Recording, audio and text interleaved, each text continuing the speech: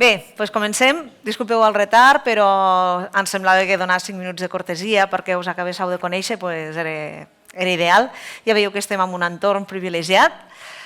Avui ens fa especial il·lusió presentar aquesta jornada, donar-vos la benvinguda, agrair-vos la vostra assistència, com no, moltíssimes gràcies. Sé que la meitat teniu altres obligacions, esteu rentant, esteu mig rentant tots, heu deixat la bugada per vindre a aquesta jornada que hem preparat amb molt carinyo per part de tots.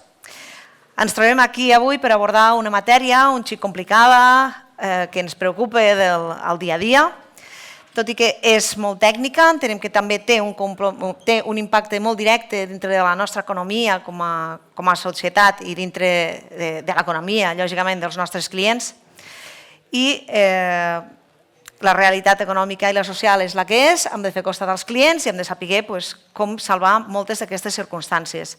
Avui la jornada anirà sobre la gestió de la insolvència i la liquidació societària. És una gran desconeguda, és un tema que tots s'acostuma a fugir. Al nostre despatx, Bergada Abogados, som especialistes en dret concursal i en liquidació societària i arrel de les mancances que ens hem anat trobant i de les problemàtiques que ens han anat trobant és quan ens hem decidit de dir, fem una jornada, fiquem en comú totes les dificultats que ens estem trobant al dia a dia de cara als nostres clients, de cara a tancar societats, perquè així en comú sigui com puguem arreglar i com puguin sortir totes les idees per poder tirar endavant.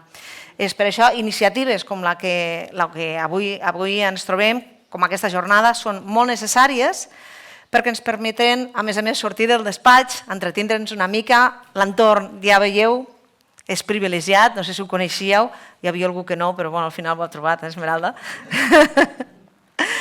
I compartir experiències, ampliar la mirada i els nostres coneixements. D'això es tracten les jornades de networking, de que quan una persona pregunti, l'altra pugui aportar i tots al final aportant arribar a una idea en comú.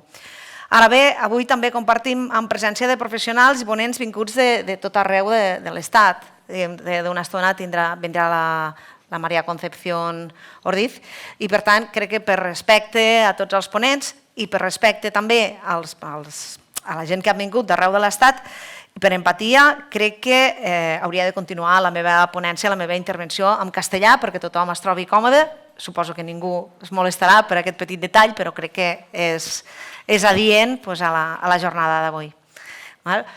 Dient això, us dono altre cop la benvinguda, ya em remeto ya en castellà. Muy buenos días a todos, a todas, a lo que sea más. Esta jornada nace de la necesidad, también del compromiso de reunirnos para reflexionar, compartir conocimientos y hacer frente a los grandes desafíos que plantea la insolvencia y sus implicaciones cuando ésta no está bien llevada en el contexto actual.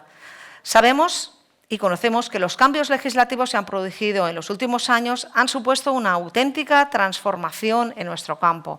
Antes estaba comentando ya con algunos compañeros que el derecho concursal es uno de los derechos que más modificaciones tiene desde sus inicios, 2003. Son ya creo que casi 40 modificaciones. Ya vamos ahora dentro de, supongo el año que viene habrá la próxima transformación, la próxima modificación del texto refundido con la adecuación a las normativas europeas y es un campo que no para de movilizarse, que los profesionales de la insolvencia tenemos que estar siempre al día formándonos y compartiendo y siempre con las dudas y que ya cuando nos hemos acostumbrado a un campo cambiar y hacerlo de otra forma porque la norma ha cambiado, ya cuando parece que no interesa mucho que sepamos ya los entresijos de esta materia. Aquí hablamos de cómo gestionamos las crisis empresariales, cómo apoyamos a las personas físicas y jurídicas que atraviesan dificultades y cómo interpretamos el papel del derecho concursal en la realidad económica actual. En este sentido, el objetivo de esta jornada no es únicamente informativo, sino también formativo y, eso sí, profundamente humano, porque tratamos con personas, tratamos con el futuro de las personas y eso es lo más sensible de nuestro trabajo. Queremos salir de aquí no solo con más conocimiento, sino también con una mirada mucho más amplia, más empática y más crítica sobre lo que hacemos, cómo lo hacemos y cómo nos proyectamos como asesores de nuestros clientes. Vamos a dar un repasito, si me permitís, a qué es lo que el menú que os hemos preparado hoy para que os sentáis aquí como en casa y podáis participar todos de esta jornada. Vamos a abordar a lo largo de esta jornada temas claves como las novedades normativas en materia de insolvencia, con especial atención a la aplicación práctica tras la reforma del texto refundido de la ley concursal, estrategias de liquidación empresarial en el marco actual, incluyendo herramientas preventivas y de reestructuración, muy al día, de la mano de nuestro querido compañero Luis Fonseca. Seguidamente os ofrecemos un café break para poder coger aire y prepararnos para una brillante ponencia que a más de uno no le va a dejar indiferente, estoy segurísima, de la mano de María Concepción Ordiz, o Conchita Ordiz, que es presidenta del Tribunal Administrativo Central de Recursos Contractuales, que nos viene directamente de Madrid, quien nos honra hoy con su presencia y moderada por nuestro colega Joan Viaña, un gran conocido de la Agencia Estatal de Administración Tributaria, alguien lo ha tenido en sus escritos, y que nos habla de la responsabilidad fiscal de los administradores y socios. Tener esto muy presente, responsabilidad. Hoy se va a hablar de responsabilidad a los administradores y a los socios también, novedad, ante el cierre irregular y la falta de cierre societario. Nos trae sentencias recientes que abordan este tema e intentaremos, mediante Joan, la que no ha llegado, Conchita todavía, que nos ayude con algunas claves de cómo recurrir con éxito y salir airosos en el intento. Eso te lo dejamos en tu mano, Joan. Tras esta magnífica ponencia tendrá lugar la mesa redonda que versará sobre el cierre del registro mercantil y la revocación del NIF ante el incumplimiento de la presentación de cuentas y los impuestos de sociedades. Un verdadero trío de ases, que lo tenemos a primera fila, que hoy generosamente han venido a compartir con nosotros su experiencia, su visión y que nos resolverán las dudas y nos propondrán soluciones prácticas. Contamos con doña Carmen Rosic, registradora mercantil de Lleida, doña María José Román, técnica de Agencia Estatal de Administración Tributaria, responsable de censos, aunque no le gusta que le llamemos responsable. Con nuestra buena amiga, doña María Esmeralda Moreno Muñoz, jurista y notaria de Agramunt, quien goza de una dilatadísima experiencia en liquidaciones societarias y quien realmente debe enfrentarse a las calificaciones de sus dos compañeras de mesa, calificaciones negativas y a las revocaciones de NIF en el otorgamiento de ciertos actos jurídicos que no podemos otorgar por estas circunstancias y que nos dará luz en algunas cuestiones y aportará soluciones prácticas. Como veis, una mesa redonda de lujo, de superlujo, y que os recomiendo que no os perdáis ni el mínimo detalle y toméis nota por cuanto podáis. Ello todo moderado por nuestra responsable del Departamento Fiscal y Administrativo de Vergada Abogados, la maravillosa Luciana Tandea. Tras ello, disfrutaremos de una genial comida de networking preparada por mucho cariño por MICMAC para que podáis descansar, aprovechar para conocer personalmente a nuestros ponentes y a la vez reforzar lazos, que es muy importante, compartir experiencias con el resto de profesionales. Tras la comida, un invitado excepcional, Gonzalo Bernardos, un gran economista, un amigo de la casa, persona polémica, no sé si ha llegado, ¿no?, que presentado por Óscar Buetas, nuestro responsable de comunicación y prensa en Vergada Abogados, nos aclarará los entresijos de la economía de 2025 y el cambio de rumbo. Os aconsejo que no perdáis ni una de sus predicciones, pues tiene la reputada fama de adivino económico. O sea, cuando Gonzalo dice algo, normalmente se cumple. Entonces, es muy importante tomar nota y seguir los consejos de Gonzalo Bernardos. Y para terminar nuestro despacho, os ofrecerá un bonito detalle de despedida. Me gustaría, antes de nada, empezar ya dando muchos ánimos por la ponencia, dedicar un momento para agradecer a los ponentes su generosidad y disposición. Todos ellos aportarán enfoques distintos que sin duda van a enriquecer muchísimo nuestro análisis. A la organización de esta jornada, en especial a mi compañero Óscar, al equipo de Vergada Abogados por el esfuerzo, dedicación y cariño invertidos en este encuentro, para que sea posible, y por supuesto a todas las personas asistentes, abogados, economistas, administradores concursales, agentes de la propia inmobiliaria, financieros, estudiantes y profesionales del mundo empresarial que hoy están aquí porque comparten el mismo compromiso de rigor con la mejora continua. Gracias por estar presentes, por dedicar vuestro tiempo a crecer y a construir esta comunidad profesional. Y una reflexión. A menudo se habla de insolvencia con cierto estigma, como si reconocer dificultades económicas fuera un fracaso.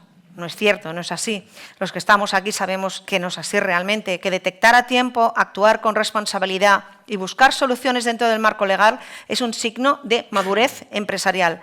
El derecho de la insolvencia no es un castigo, es una oportunidad de reordenar, de cerrar dignamente una empresa y muchas veces de volver a empezar. En esta línea, nuestro papel como profesionales del derecho es clave. Y si además de conocimiento aportamos empatía, sentido común y perspectiva, el impacto de nuestra labor puede ser verdaderamente transformador. El emprendimiento es la vida de nuestro país, la vaca lechera. Si matamos la vaca, nos quedamos sin leche.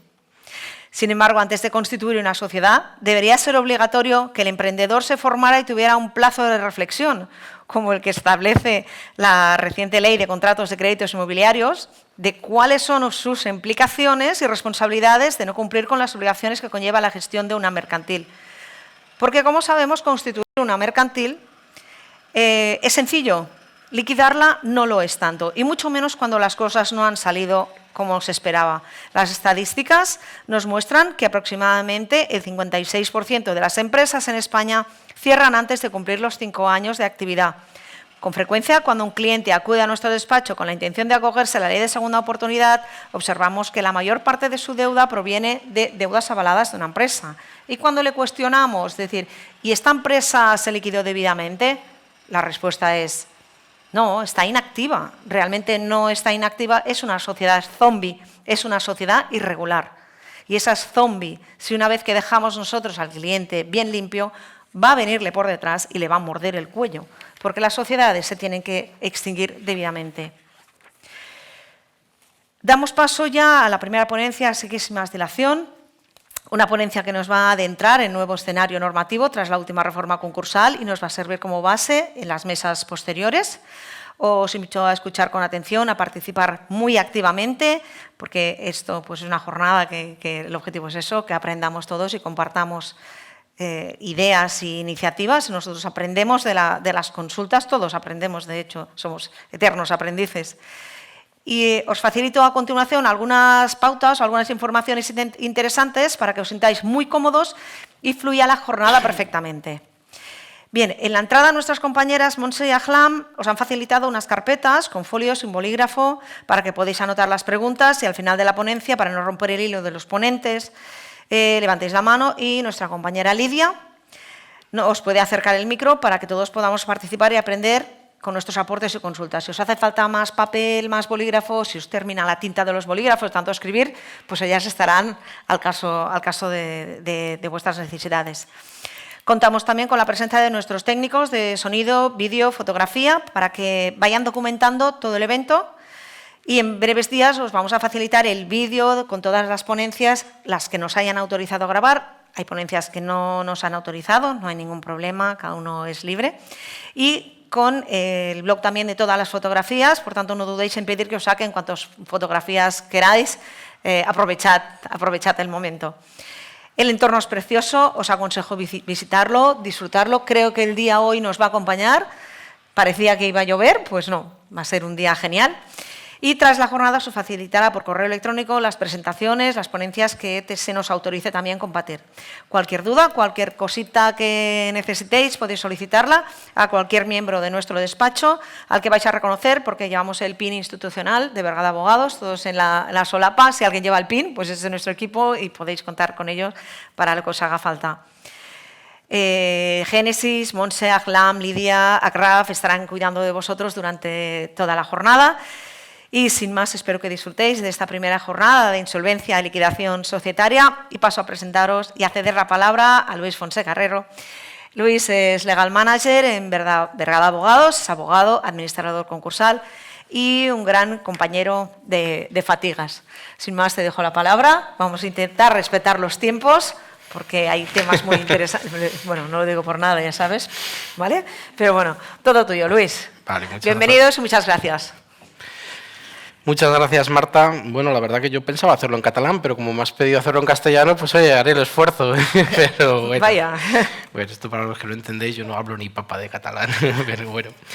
El tema de la ponencia, ¿verdad?, es el concurso como vía de liquidación societaria y responsabilidad del administrador, que verdad sería un tema pues prácticamente inabordable para tratar en una ponencia, así que vamos a tratar de centrar las cuestiones en las que vamos a conocer, ¿verdad?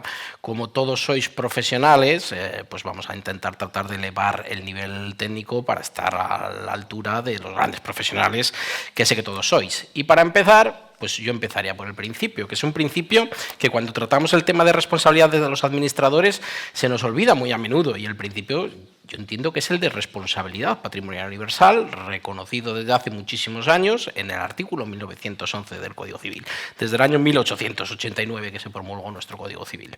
Del incumplimiento de las obligaciones responde el deudor con todos sus bienes presentes y futuros. Esto es, de las obligaciones sociales responde la sociedad, y ese es un principio que se nos olvida muchas veces. Y la responsabilidad del administrador es la excepción, no es la norma. Ocurre, sin embargo, ¿verdad?, que estamos ante un sistema de una responsabilidad tan amplio que podríamos decir que en la práctica prácticamente lo que viene ocurriendo es que la responsabilidad del administrador viene a ser la regla general y no la excepción, precisamente por esa amplitud del sistema de responsabilidad que tenemos, ¿verdad?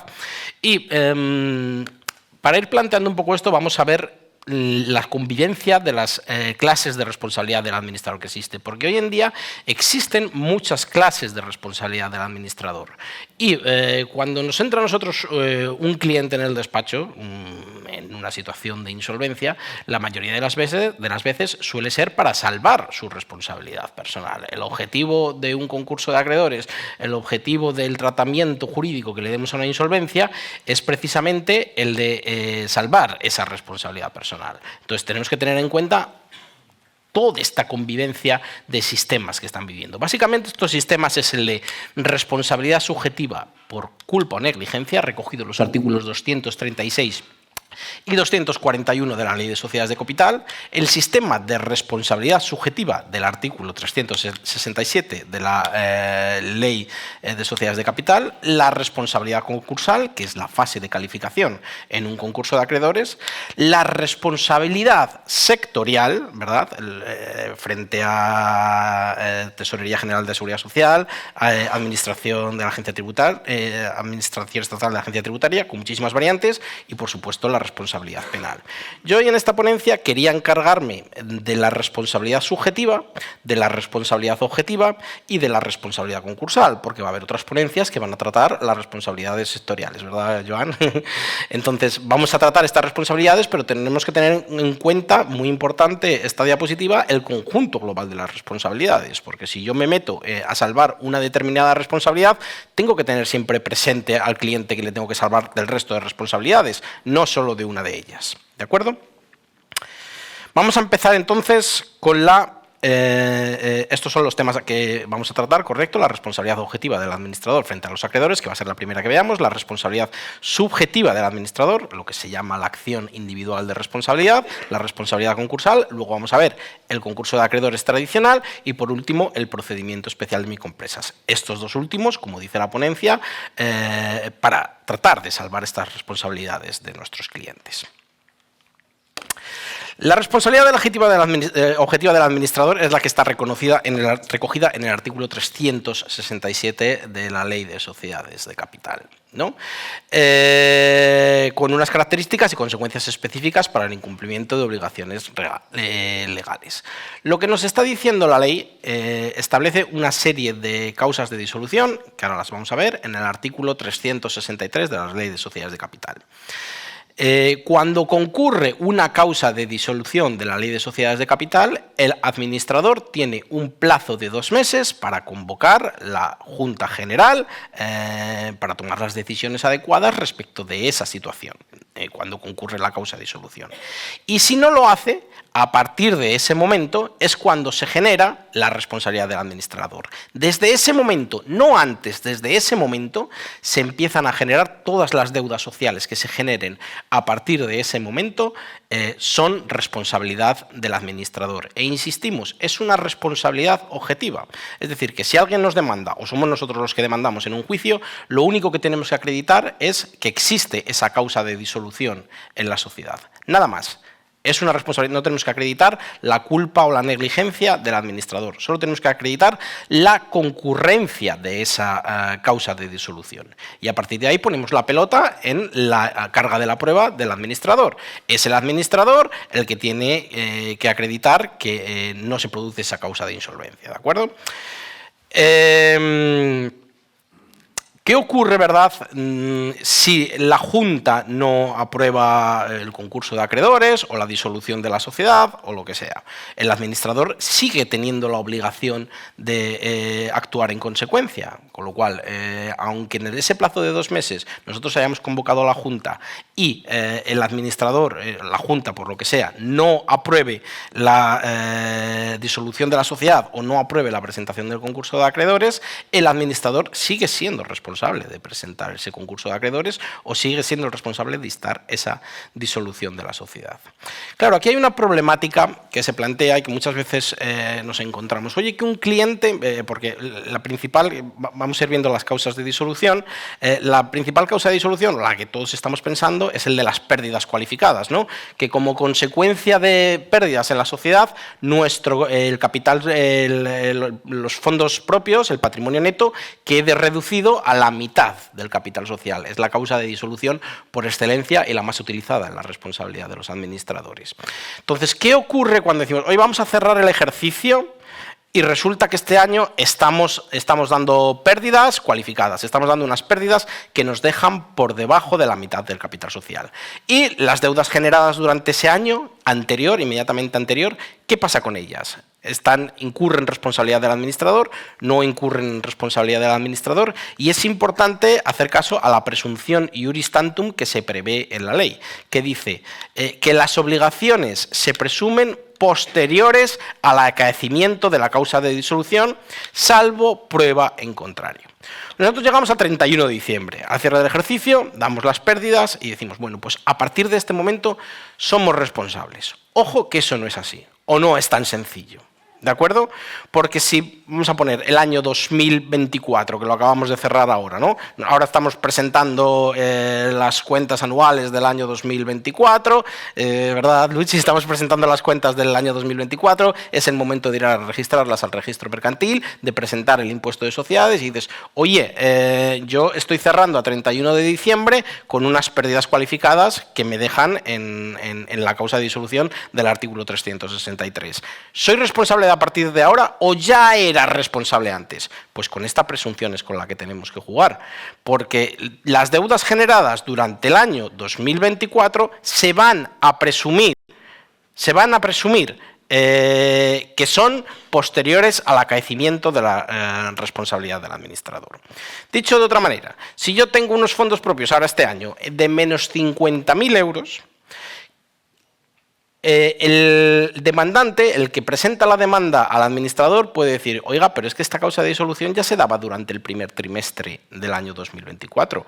Usted no tiene obligación de conocer esta causa de disolución cuando cierra las cuentas. Usted tenía la obligación de conocerlas durante el ejercicio. Es decir, que a lo mejor en marzo de 2024 usted ya estaba en causa de disolución. Entonces, es muy relevante aquí ir presentando los estados contables intermedios para ver en qué momento concurre esa causa de disolución, cuando existe obligación de presentar estos estados contables intermedios. Dice, bueno, pero es que yo no tenía obligación de presentar estados contables intermedios porque soy una pyme o porque no me exige la normativa. Ya, pues se va a presumir posterior. Como no presentes esos estados intermedios contables, el juez va a presumir que a ese momento del año 2024, aunque lo hayamos cerrado en diciembre de 2024 y sepamos en 2025 que estamos en esa causa de disolución, durante el año 2024 vas a ser responsable de esas deudas, salvo que acredites lo contrario, ¿vale? Muy importante contar con esta presunción iuris tantum, ¿vale? Como es iuris tantum, todos sabemos que cabe prueba en contrario.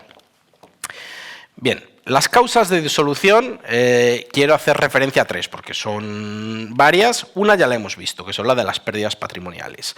Las pérdidas patrimoniales, pérdidas que dejen reducido el patrimonio neto a una cantidad inferior a la mitad del capital social, a no ser que se aumente o se reduzca en la medida suficiente y siempre que no sea procedente solicitar la declaración. Ya hemos visto que esta es por excelencia la causa de disolución que se alega, porque como el acreedor lo que tiene acceso es a las cuentas anuales, desde el momento que pide las cuentas anuales está viendo si concurre esta causa de disolución. Y lo que decíamos respecto de esta presunción, si en el año 2024 tú has cerrado en junio del 2025, no significa que a partir de junio tengas el plazo de 2 meses, es que puede que ya lo tuvieses antes. Por eso hay que tener mucho cuidado con esta causa de disolución. Otra a la que quiero hacer referencia es al del cese de la actividad, ¿no?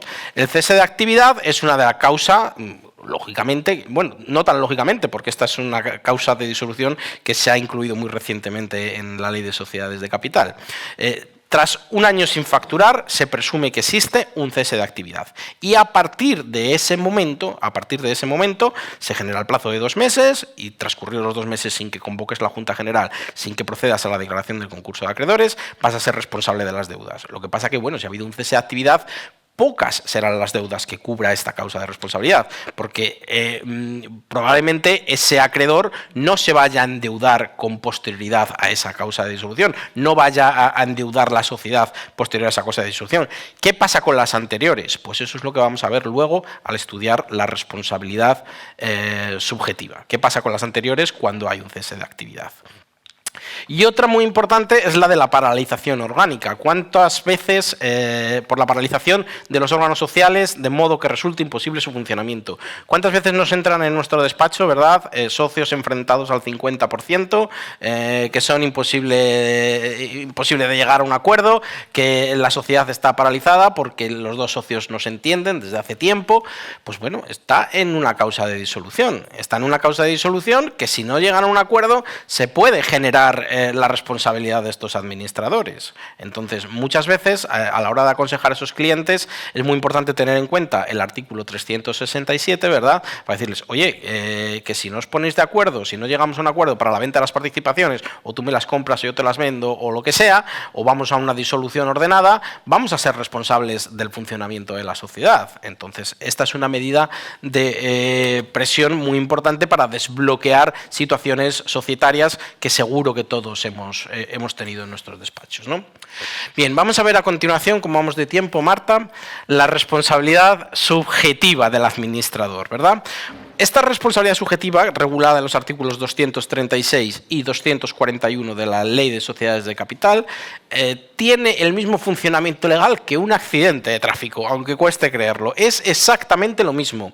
Si yo a alguien le pego un golpe por detrás con el coche, le genero un daño y perjuicio que le tengo que indemnizar. Pues el planteamiento de la responsabilidad subjetiva del administrador es exactamente lo mismo. Yo le dejo de pagar el crédito a menganito.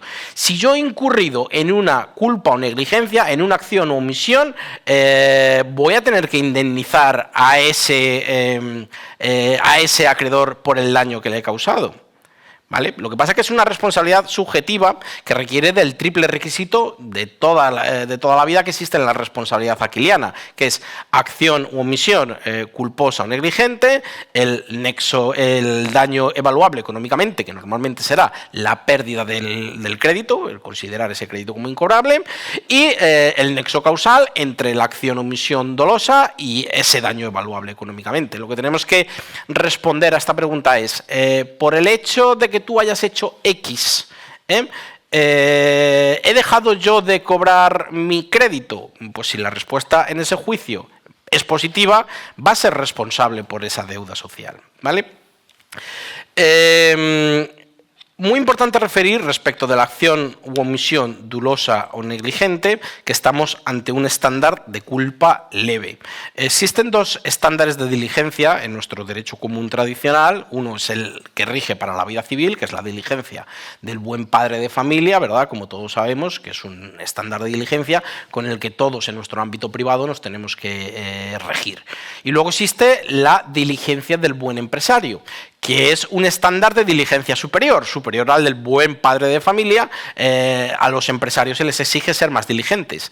De tal manera que, llevado a esta acción o omisión dolosa o negligente que tiene que hacer el administrador, es un estándar de culpa leve. Si tú tienes una obligación de ser más diligente, pues a la hora de analizar la culpa o negligencia en la que hayas incurrido, va a ser necesariamente más leve que la que yo apreciaría a cualquier persona normal, ¿vale? ¿Cuáles son los deberes que tienen que cumplir los administradores? Pues podemos resumirlo en uno, que es el cumplimiento del deber de leal y diligente administración. Si tú incumples el deber de leal y diligente administración, pues ya tenemos el primero de los requisitos, que es esa acción u omisión dolosa o negligente. Este incumplimiento del deber existen más deberes, ¿vale? Por ejemplo, el deber de información, el deber de no competencia a la propia sociedad, pero bueno, casi todos los que se basa una posible responsabilidad de administradores será en este cumplimiento del deber de leal y diligente administración. También quiero atender a la prescripción de estos prescripción de estas responsabilidades subjetivas. Se me ha olvidado comentarlo respecto de la responsabilidad objetiva. La responsabilidad objetiva es una responsabilidad solidaria, es decir, que tiene una prescripción exactamente igual a la que tenga la deuda, de la que está respondiendo el administrador. Si esta deuda es de 5 años conforme a derecho común, pues el administrador estará respondiendo de esta deuda durante 5 años, con las paralizaciones de prescripciones que se pueden producir. Porque existe la creencia errónea, ya arreglada por nuestro Tribunal Supremo, de que dándote de baja del registro mercantil, a los 4 años dejas de ser responsable. Y eso no es así, porque nuestro Tribunal Supremo, respecto de la responsabilidad subjetiva del administrador, nos dice que 4 años desde que se pudo conocer la acción o omisión dolosa o negligente. Es decir, que dependiendo de cuál sea la conducta y dependiendo de en qué momento tú puedas acreditar que la has conocido, a partir de ese momento es cuando empiezan a contar los 4 años para pedir la responsabilidad del administrador, y no del cese del administrador en el registro mercantil, como erróneamente creemos. ¿Cuáles son los casos típicos de esta responsabilidad subjetiva del administrador? El caso más típico es el cierre de hecho. Antes, cuando veíamos el cierre de la responsabilidad objetiva, decíamos, vale, una sociedad cierra, plazo de 2 meses, y a partir de los 2 meses empieza a contar todas las deudas contraídas en ese periodo, vas a ser responsable objetivamente. Pero lo más normal es que mi deuda se haya contraído antes del cierre de la sociedad, ¿no? Bien, entonces, si una sociedad la ha contraído antes del cierre al que se refería el 363, ese ya no queda cubierto. ¿La responsabilidad del administrador ya ha terminado porque se ha producido antes del cierre? No. Los cierres de hecho, echar la trapa sin liquidar la sociedad y sin declararla en concurso o disolverla en el notario, equivalen, según el auto del tribunal, varias sentencias del Tribunal Supremo, a una responsabilidad subjetiva del administrador. Y el Tribunal Supremo entiende que se da este triple requisito, es decir, la acción u omisión dolosa o negligente, el administrador no ha cumplido con su deber de leal y diligente administración porque no ha procedido a declarar el concurso de acreedores. Se da el daño evaluable económicamente, lógicamente yo he perdido un crédito porque tú has cerrado de hecho. Y tercero, se da ese nexo causal. Aquí es donde está el quid de la cuestión. Porque tú has cerrado la sociedad, yo me he quedado sin cobrar. Bueno, pues eso es lo que yo no veo tan claro, pero sin embargo la jurisprudencia ha objetivado mucho esto en estos casos. Nos está diciendo, tenemos que presumir que sí se da ese nexo causal en los casos de cierre de hecho. Entonces, en un porcentaje amplísimo, y aunque cabe prueba en contrario, ante los cierres de hecho, yo echo la trapa, me olvido de esta sociedad y empiezo con una nueva sociedad o empiezo a funcionar de autónomo, ese administrador va a ser responsable de las deudas sociales durante estos 4 años, desde que el acreedor conoció o pudo conocer esa acción o omisión dolosa o negligente. Oye, es que yo sé que esté ya cerrado, pues entonces a partir de ese momento tengo los 4 años para pedirle la responsabilidad. Por tanto, ante los cierres de hecho, ante los cierres de la sociedad, o bien por la vía del 363 y del 367 de la responsabilidad objetiva, o bien por la vía de la responsabilidad subjetiva, nos vamos a encontrar que existen responsabilidades del administrador. Antes comentaba Marta el tema, ¿verdad?, de las empresas zombies. Pues este es el principal problema que tenemos, ¿verdad? Este es el principal problema que tenemos con todas esas sociedades que tenemos cerradas hace tiempo, que el administrador se ha buscado las castañas por otro lado, se está ganando las lentejas en otro sitio. ¿Y qué pasa con esa sociedad zombie? Pues oye, que vas a poder responder de todas las deudas, dependiendo de la guerra que quieran dar los acreedores. Y ahora estoy hablando de los acreedores particulares, del proveedor, de los bancos, etcétera, porque de las administraciones públicas ya nos van a hablar posteriormente. Pero bueno, esta responsabilidad subjetiva del administrador está muy utilizada por la Tesorería General de la Seguridad Social, más que por la Agencia Estatal de Administración Tributaria, que tiene su propia normativa sectorial. La Tesorería General, aunque es bastante coincidente con esto, pero la Tesorería General de la Seguridad Social te utiliza el 236 y el 241 siempre en todas las fundamentaciones a la hora de derivarte esta responsabilidad. Vale, vamos a tratar ahora la responsabilidad concursal, la fase de calificación en el concurso de acreedores, donde se dirime si el concurso es fortuito o culpable, ¿no? Yo cuando llega un cliente y les hablo de la fase de calificación siempre les digo, oye, tu concurso puede ser declarado culpable y me interrumpen ellos, inocente, yo inocente. Bueno, pues no es exactamente inocente, es fortuito, ¿verdad? Y el planteamiento de la responsabilidad concursal, que es diferente a la subjetiva y que es diferente a la objetiva que hemos tratado, es sencilla. En un concurso de acreedores vas a ser responsable, vas a ser calificado como culpable cuando el administrador ha generado o agravado la situación de insolvencia. Era el 442, ¿verdad?, el planteamiento general. Caramba, ¿qué administrador no ha generado o agravado la situación de insolvencia? Es que casi por definición es imposible que un administrador no haya generado o agravado la situación de insolvencia. Entonces la ley establece, aunque hemos tenido casos, ¿verdad?, que directamente nos han ido por esta vía, por la vía general de que el administrador ha generado o agravado la situación de insolvencia, en general hay que fundamentarlo en una serie de presunciones previstas en la ley. Unas son iuris tantum y otras son iuris et de iure, ¿verdad? Las presunciones iuris tantum, pues ya sabemos cómo funcionan. Salvo prueba en contrario, se presume que el administrador ha generado o agravado la situación de insolvencia. Y las iuris et de iure no admiten prueba en contrario. Si se da esta situación, iuris et de iure vas a ser calificado como concurso culpable. Bien. ¿Cuál es este sistema de presunciones? No vamos a entrar a conocerlas todas porque son muchísimos. Vamos a hacer un poco abstracción diciendo que las presunciones iuris tantum se basan en incumplimiento de obligaciones formales y en el retraso de presentación del concurso. El incumplimiento de las obligaciones formales significa, pues eso, no haber presentado las cuentas anuales a tiempo, no haber presentado impuestos, y el retraso de la presentación del concurso, coincidiendo con el régimen del 367 que hemos visto. La ley concursal nos dice que cuando tú conoces la insolvencia, en el plazo de 2 meses tienes la obligación de presentar el concurso de acreedores. Y si tú no cumples con ese plazo de los 2 meses, iuris tantum se va a presumir que tú has generado o agravado esa situación de insolvencia. Y las presunciones iuris et de iure son más graves y vamos a poderlas resumir pues básicamente en que la contabilidad no refleja la imagen fiel y en alzamientos de bienes. Cuando hablamos de contabilidad que no refleja la imagen fiel, no estamos hablando por lo general de incumplimientos técnicos, oiga, que esto no lo ha contabilizado usted correctamente, que esto tenía que haberlo llevado a pérdidas en lugar de darlo como, bueno, en fin, a la aplicación de la normativa contable. Se trata de que en contabilidad estamos ocultando algo que en realidad, si lo hubiésemos tenido en cuenta, pues llegamos a lo mismo.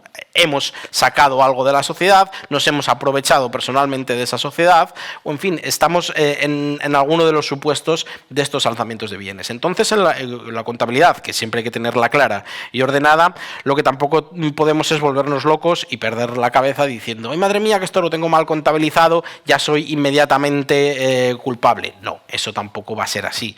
Este incumplimiento tiene que estar ocultando algo que hay detrás. Es decir, lo que se castiga no es el incumplimiento contable en sí, sino lo que hay detrás de ese incumplimiento. Y las consecuencias de la declaración de culpabilidad, pues como todos sabemos, son gravísimas, ¿verdad? Uno es la inhabilitación para administrar de 2 a 15 años, administrar bienes ajenos, que por supuesto incluye la posibilidad de ser administrador. No puede ser administrador de sociedades en un periodo de 2 a 15 años. El juez moderará en la condena este plazo de 2 a 15 años. Normalmente suelen meter 2 a 3 años, a menos que haya conductas más graves. La condena a indemnizar los daños y perjuicios. Si tú en esa fase de culpabilidad, en esa fase de calificación, se acredita que tú te has llevado 40.000 euros de la sociedad, pues oiga, usted tiene que reintegrar esos 40.000 euros a la sociedad. Y todo esto se dirime en la fase de calificación. Y luego el pago del déficit concursal puede ser condenado. Cualquier administrador que haya sido condenado como culpable en una fase de calificación puede llegar a responder de todo lo que no haya sido satisfecho en ese concurso de acreedores. Es decir, si el resultado de la liquidación, todos sabemos que los resultados de las liquidaciones son sonrojantes muchas veces, es decir, prácticamente queda todo con la misma deuda que llegamos a un concurso, salimos de ella del concurso prácticamente con esa misma deuda. Entonces, la condena al déficit concursal es gravísima porque te condena prácticamente de por vida. Estas son básicamente las consecuencias de la responsabilidad concursal. Vale, todo lo que hemos estado viendo es tanto para administradores de hecho como para administradores de derecho, tanto la responsabilidad objetiva que hemos tratado como la responsabilidad subjetiva, como la responsabilidad concursal engloba tanto a los administradores de derecho, los que figuran en el registro mercantil, como los administradores de hecho. Definición jurisprudencial basada en una sentencia del Tribunal Supremo del año 2016. ¿Qué es un administrador de hecho? Pues se considera administrador de hecho a quien ejerce funciones propias del cargo de administrador sin haber sido formalmente designado o inscrito, pero con una actuación continuada y significativa en la gestión y dirección de la sociedad. Esta es la definición que nos da nuestro alto tribunal, ¿verdad?, de el administrador de hecho. De hecho. Muy importante hacer hincapié aquí que la ley concursal está incluyendo en la fase de calificación a los directores generales. Es decir, que los directores generales de las sociedades, que no es el administrador, ¿verdad?, pueden llegar a ser calificados, pueden ser afectados por la culpabilidad. No haría falta en puridad que la ley concursal nombrara a ese director general, porque si ya es un administrador de hecho, pues ya está previendo la propia ley que esos administradores de hecho pueden llegar a responder. Pero claro, nos está dando una pista muy importante la ley concursal. Oiga, prestemos especial atención a los directores generales que no están en la administración, en el registro mercantil. Vamos a hacer especial hincapié en ese director general porque tiene todas las papeletas de convertirse en un administrador de hecho. Vale, y respecto de la administración colegiada, es importante referir que cuando un administrador puede demostrar que no conocía la actuación que ha determinado la culpabilidad del concurso o que ha determinado la actuación que lleva tanto la responsabilidad subjetiva como la objetiva, puede librar demostrando que no la conocía o bien que conociéndola ha hecho todo lo posible para evitarlo, que votó en contra. Y esto no es baladí, porque existen muchos consejos de administración con muchísimas personas, ¿verdad?, en el que los que manejan el cotarro, por así decirlo, son 2 o 3 y el resto pues están puestos como un espantapájaros. Y esos que están puestos como un espantapájaros muchas veces pueden librar demostrando que ellos no participaban en la gestión de la sociedad. ¿De acuerdo? Bien.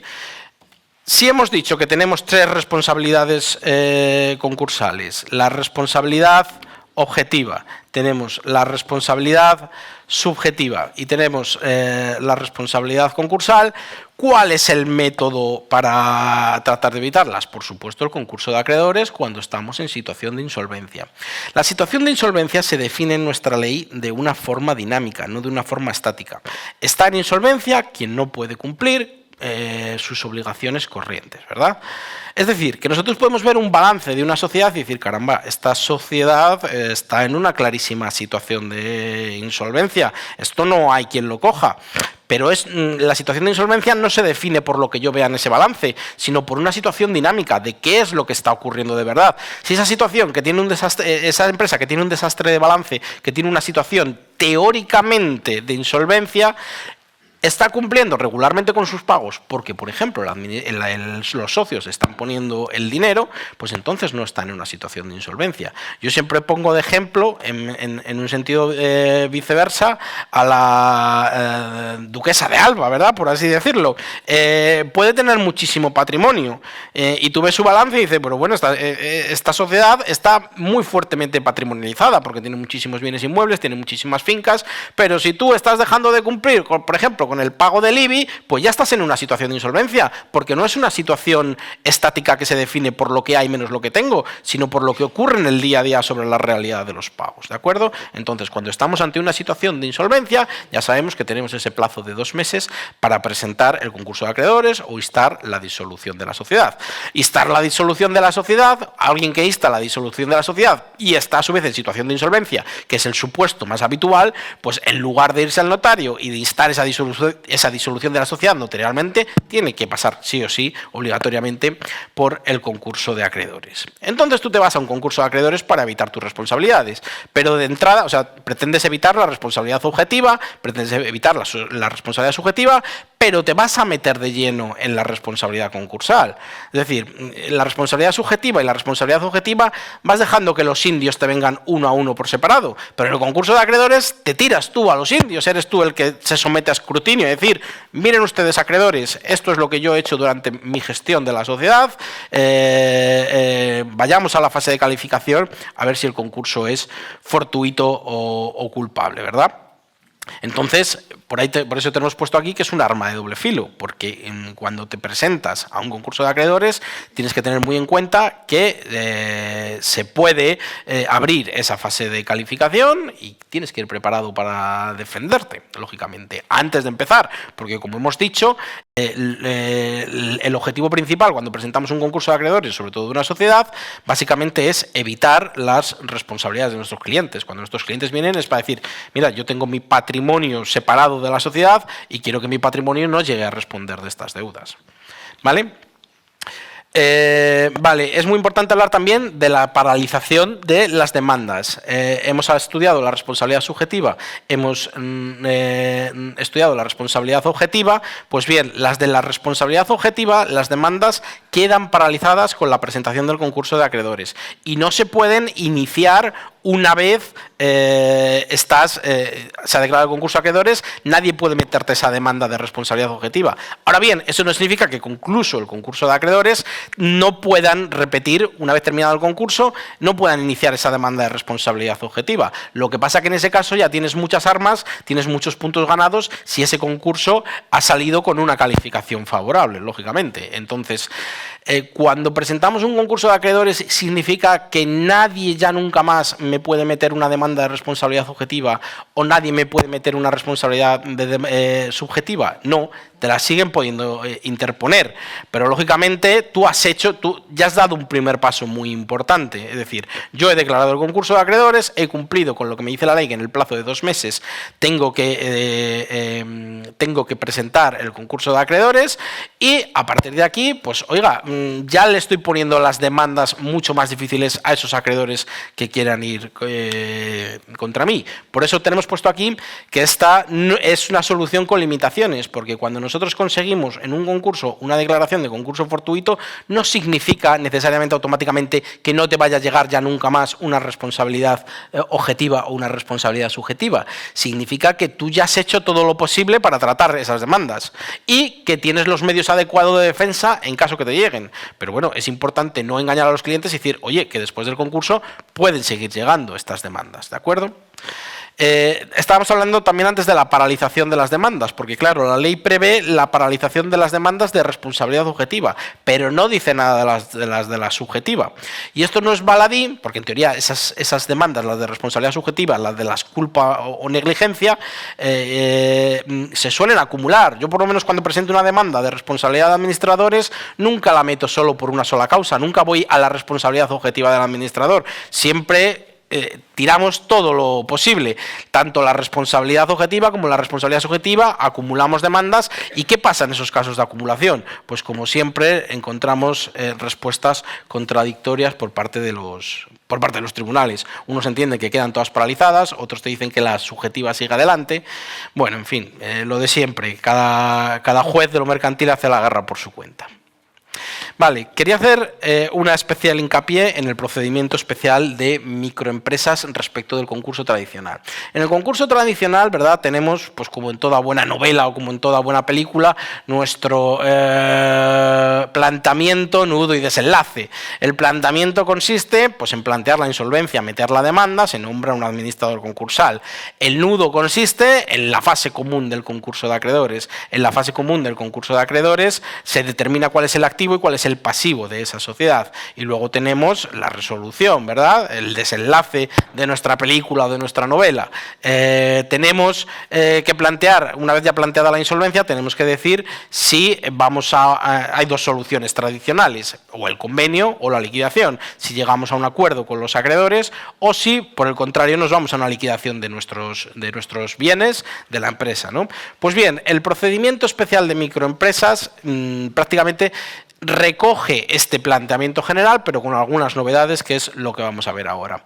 Lo primero que tenemos que ver, o echar un vistazo al procedimiento especial de microempresas, es en qué casos se aplica. 3 son los requisitos para ir al procedimiento especial de microempresas. Es importante comenzar refiriendo que es un camino obligatorio. Es decir, yo no puedo elegir entre ir al concurso tradicional o ir al procedimiento especial de microempresas. Si cumplo los requisitos del procedimiento especial de microempresas, obligatoriamente tengo que ir al de microempresas. Y si lo presento mediante el concurso tradicional del libro primero, lo más probable es que me lo inadmitan a trámite y que me digan, no, oiga, no, usted tiene que ir por el procedimiento especial de microempresas. O viceversa, yo voy al procedimiento especial de microempresas siendo una empresa que no cumple con los requisitos y que me manden al libro primero. Entonces, en teoría, son procedimientos que atienden a la misma necesidad, plantear la insolvencia y darle una solución, ¿vale? Pero con diferencias que son las que vamos a ver ahora. Insistíamos, el procedimiento especial de microempresa, los requisitos es, primero, tener una actividad comercial, que nos dice la ley. Segundo, haber empleado durante el año anterior al menos menos de 10 trabajadores. Y tercero, uno de estos dos requisitos, o tener un pasivo inferior a 350.000 euros o una cifra de negocio superior a 700.000. No sé por qué pone aquí 750.000, yo creo que eran 700.000. Bueno, el caso, lo importante que tenemos en este tema. Es importante hacer referencia a resoluciones jurisprudenciales que se están dando ahora mismo sobre cuáles son estos requisitos, porque nos están mandando en muchos juzgados, ¿verdad, Marta? Nos están mandando al procedimiento especial de microempresas a quienes fueron empresarios hace 8 o 9 años. Y la ley es clara, la ley habla en un tiempo presente a quienes en la actualidad tengan una actividad comercial o profesional, dice la ley. Y sin embargo, existe una línea jurisprudencial que nos estén diciendo, bueno, pero si este señor, su insolvencia deriva de cuando fue empresario hace 7 o 8 años, tiene que ir por el procedimiento especial de microempresas. Si se cumplen los requisitos, claro, dices, pues el año pasado empleó menos de 10 trabajadores, no empleó ninguno, porque este hombre ha cesado la actividad. Entonces, lógicamente, va a cumplir ese requisito. ¿Tiene una cifra de negocio inferior a 750.000? Por supuesto, es 0, porque no tenía nada. Entonces, por supuesto que va a cumplir estos requisitos si es un señor que ya ha cesado en su actividad. A mí me parece que esta línea jurisprudencial es claramente equivocada, pero bueno, tampoco podemos evitar. Al final, como estas las admisiones y inadmisiones a trámite de los concursos no son recurribles en apelación, pues no se está generando una jurisprudencia superior, o por lo menos de las audiencias provinciales que resuelvan sobre estas cuestiones, y cada juez de lo mercantil está haciendo la guerra por su cuenta. Y no es que los de Madrid tengan un criterio, los de Barcelona tengan un criterio y los de Valencia tengan otro criterio. Es que el 1 de Madrid tiene un criterio, el 2 de Madrid tiene otro criterio, el 1 de Barcelona tiene un criterio, el 2 de Barcelona tiene otro criterio. Y claro, pues nos encontramos que asesorar a los clientes de lo que pueda pasar en un futuro va a ser muy difícil. Hemos dicho que la solución tradicional al concurso de acreedores son dos, ¿verdad? Los procedimientos de continuación y los procedimientos de liquidación. Las soluciones tradicionales es el convenio o el concurso. Vamos a ver ahora el procedimiento especial de microempresas en su modalidad de continuación, porque contiene algunas novedades relevantes y algunas especialidades relevantes. Lo primero es aclarar que las especialidades, por un lado, son formales y, por otro lado, son sustantivas y procedimentales. Las formales, yo no sé si algunos os estáis enfrentando a la plataforma de microempresas, es una plataforma creada por el Ministerio de Justicia, y lo que nos dice la ley es que todo se tiene que tramitar a través de la plataforma especial de microempresas. Esta plataforma especial de microempresas funciona realmente mal. Está funcionando muy mal, y lo que nos lleva es que estos procedimientos, si me permitís la expresión, son un auténtico coñazo porque te hace duplicar todo lo que haces. Por un lado lo tienes que meter en la plataforma especial de microempresas y por otro lado tienes que presentarlo de la manera tradicional. Rellenas tu formulario. Tengo que rellenar el formulario 8 del procedimiento especial de microempresas y subirlo a la plataforma. Y por otro lado tengo que imprimirme ese formulario y a la manera tradicional presentar un escrito en el juzgado diciendo: he cumplimentado el formulario 8 en el procedimiento especial de microempresas. Y claro, es que los propios juzgados ni siquiera están mirando estas plataformas, con lo cual muchas veces, si no presentas el escrito a la forma tradicional, ellos no saben que está presentado en la plataforma especial de microempresas. Entonces, esta es la principal novedad formal, podríamos decir, que es esta endemoniada plataforma de microempresas. El procedimiento especial de continuación tiene una novedad muy relevante respecto del convenio tradicional. En el convenio tradicional ordenábamos los créditos en ordinarios, subordinados, privilegiados, y todo el mundo a votar según las normas las normas que prevé el libro primero. Aquí se da una vuelta de tuerca y tú puedes formar en principio una serie de clases con bastante libertad.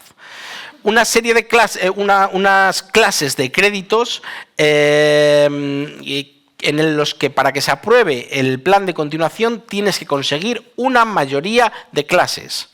De tal manera que si tú has formado, por ejemplo, 5 clases, si a favor del plan de continuación te votan 3 clases, aunque en el pasivo supongan mucho menos que las otras 2 clases, puedes aprobar ese plan de continuación.